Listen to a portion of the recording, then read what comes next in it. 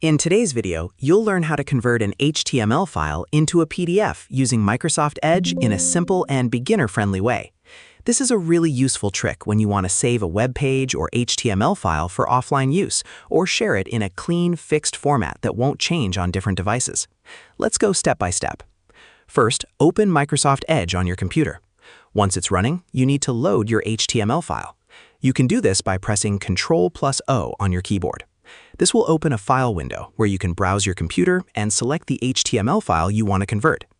After selecting it, Edge will display it in the browser like a normal web page. Now that your file is open, look at the top right corner of the browser. Click on the three-dot menu. From the list of options, choose Print. This will open the Print Settings window.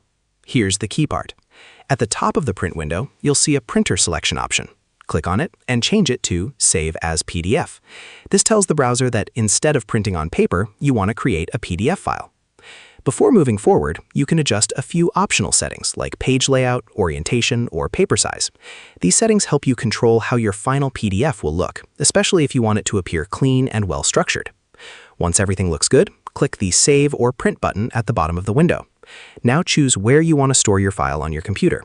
Give it a clear name so you can find it easily later, then click Save again. That's it. Your HTML file is now successfully converted into a PDF using Microsoft Edge. The final document is clean, portable, and ready to share or store anytime. And that's how you convert HTML to PDF using Microsoft Edge. Share this video and subscribe for more helpful tutorials.